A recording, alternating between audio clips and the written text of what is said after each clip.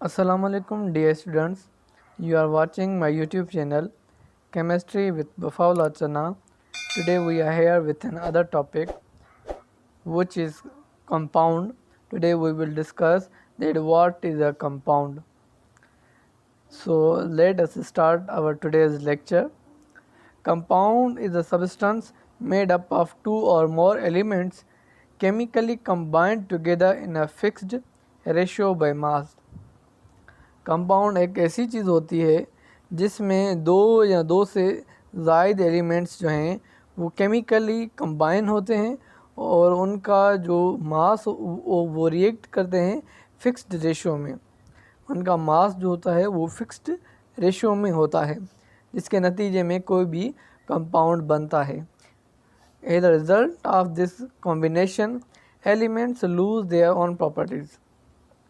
इस chemical combination के नतीजे में जो एलिमेंट्स हैं वो अपनी प्रॉपर्टीज़ जो हैं वो अपनी प्रॉपर्टीज़ खो देते हैं and produce new substance compounds that have entirely different properties.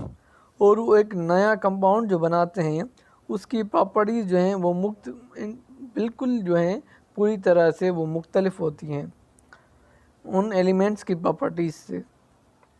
Compounds cannot be broken down into its constituent elements by simple physical methods.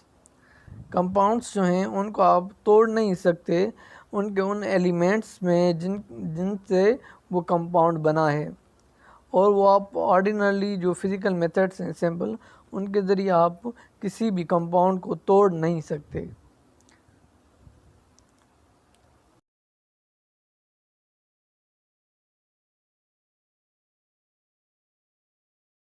For example, carbon dioxide is formed when elements of carbon and oxygen combine chemically in a fixed ratio of 12:32 और 3:8 by mass. Carbon dioxide एक compound है, वो कब बनता है जब एक carbon जो है जिसका मास 12 है और दो ऑक्सीजन के एटम्स जिनका मास जो है वो 32 है, वो जब एक फिक्स्ड रेशियो में केमिकली कंबाइन होंगे तो तब जाके कार्बन डाइऑक्साइड बनेगा। अगर ऑक्सीजन का जो एटम्स हैं वो ज़ायद होंगे, 3 जो ऑक्सीजन के एटम आप कर देंगे तो वो कार्बन डाइऑक्साइड नहीं बनेगा, वो कार्बोनेट आयन फिर बन जाएगा। इस वजह से आपको जो भी एलिमेंट्स हैं उनको आपने फिक्स्ड रेशियो में उनके मास का जो आपको उनका मास जो है वो फिक्स्ड रेशियो में रखना होगा।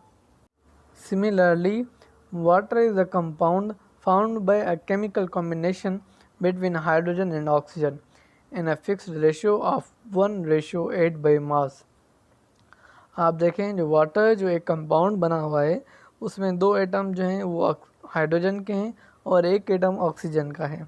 दो जो एटम जो हाइड्रोजन के हैं तो उनका मास कितना हो गया, 2 हो गया, और ऑक्सीजन के एक एटम का मास जो है वो 16 है। जब आप इनका रेशो निकालेंगे तो रेशो निकलेगा 1:8 बाई मास।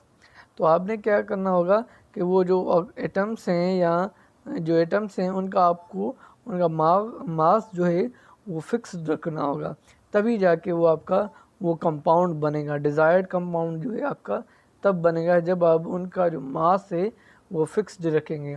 अगर आप कार्बन डाइऑक्साइड का एक कंपाउंड बना रहे हैं तो आपको कार्बन का मास जो है फिक्स्ड रखना होगा और ऑक्सीजन जो है उनका मास जो है वो फिक्स्ड रखना होगा।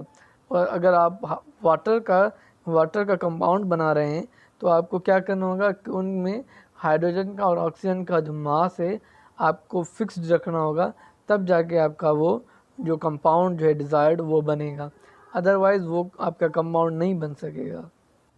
अब देखें हमारे पास कंपाउंड कौन कौन से हैं।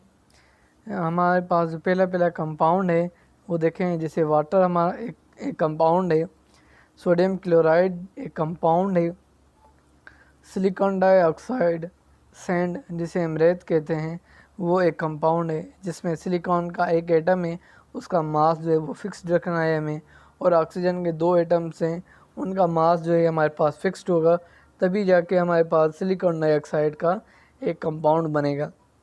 उसके बाद आप देखें सोडियम हाइड्रोक्साइड, कास्टिक सोडा जो है उसमें सोडियम का एक एटम, ऑक्सीजन का एक एटम और हाइड्रोजन का एक एटम जो है ये जब मिलेंगे केमिकली कंबाइंड होंगे तब जाके सोडियम हाइड्रोक्साइड का एक कंपाउंड बनेगा। उसके बाद देखें सोडियम कार्बोनेट है, वॉशिंग सोडा, सोडियम कार्बोनेट का एक मालिक्यूल और 10 जो हैं वो वाटर के मालिक्यूल्स जब आपस में रिएक्ट करेंगे तो फिर जाके वो सोडियम कार्बोनेट का एक कंपाउंड बनेगा। उसके बाद आप देख रहे हैं कि जैसे कैल्शियम ऑक्साइड है, क्विक लाइम, कैल्शियम का एक एटम और ऑक्सीजन का एक एटम जब वो इक्वल मास में फिक्स्ड रेशियो में जब हम वो केमिकली कंबाइंड होंगे तब जाके कैल्शियम ऑक्साइड का जो है वो एक कंपाउंड बनेगा। कैल्शियम कार्बोनेट है, लाइम स्टोन जो है वो कैल्शियम का एक एटम, कार्बन का एक एटम और जो ऑक्सीजन के 3 एटम्स जब ये फिक्स्ड इनका मास होगा, ये फिक्स्ड रेशियो में जब रिएक्ट करेंगे तब जाके वो कैल्शियम कार्बोनेट का एक जो कंपाउंड है वो जाके बनेगा। उसके बाद हमारे पास जो नेक्स्ट कंपाउंड है शुगर है, 12 कार्बन, 22 हाइड्रोजन और 11 जो है वो ऑक्सीजन जब ये मिलेंगे केमिकली कंबाइंड होंगे तब जाके हमारे पास एक शुगर का कंपाउंड जो है वो सल्फ्यूरिक एसिड है, जैसे 2 हाइड्रोजन के एटम्स, एक सल्फ़र का एटम और 4 ऑक्सीजन के एटम जब ये फिक्स्ड रेशियो में केमिकली कंबाइंड होंगे, रिएक्ट करेंगे तब जाके हमारे पास सल्फ्यूरिक एसिड का जो एक कंपाउंड है वो फिर जाके बनेगा। अमोनिया है, NH3, एक नाइट्रोजन, 3 हाइड्रोजन जब आपस में केमिकली कंबाइंड होंगे फिक्स्ड रेशियो में उनके मास से तब जाके हमारे पास जो है अमोनिया बनेगा। अब उसके बाद जैसे आप देख रहे हैं कि नेक्स्ट हमारा जो टॉपिक है वो है व्हाट इज़ अ मिक्सचर। हम मिक्सचर किसे कहते हैं?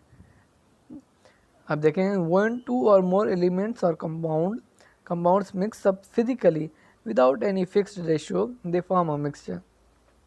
कंपाउंड में क्या हो रहा था कि हम एलिमेंट्स जो रिएक्ट करवा रहे थे उनका मास हम फिक्स्ड रख रहे थे, मगर ये जो मिक्सचर जो होता है इसमें 2 या 2 से ज़्यादा एलिमेंट्स या कंपाउंड्स फिज़िकली तौर पे एक आपस में मिलते हैं तो फिर जाके वो मिक्सचर बन रहा है। मीन्स उसमें कंपाउंड का जो मास है उनका कोई फिक्स्ड रेशियो नहीं होता।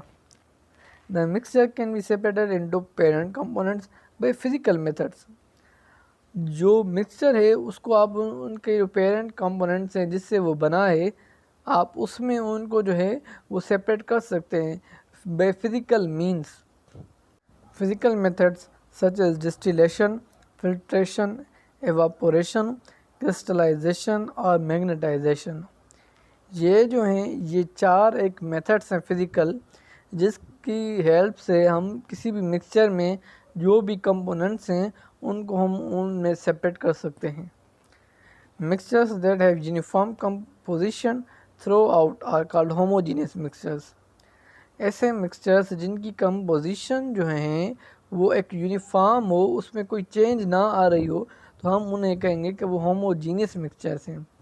जैसे एयर है वो उसकी कंपोजिशन जो है वो सेम है कि उसमें नाइट्रोजन भी होगा, नाइट्रोजन 78% होगी, ऑक्सीजन 21% होगी और फिर दूसरी जो गैसेस हैं उनका एक फिक्स्ड परसेंटेज है जिसमें वो होंगी, तब जाके वो एक एयर की कंपोजिशन जो है वो फिक्स्ड है।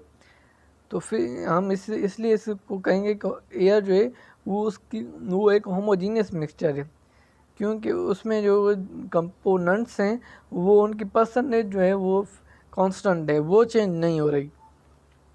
गैसोलीन है, जैसे पेट्रोल है, उसकी भी कंपोजिशन उसके कंपोनेंट्स की जो है वो फिक्स्ड है, वो इसलिए हम इसको कहेंगे कि ये एक होमोजीनियस मिक्सचर है।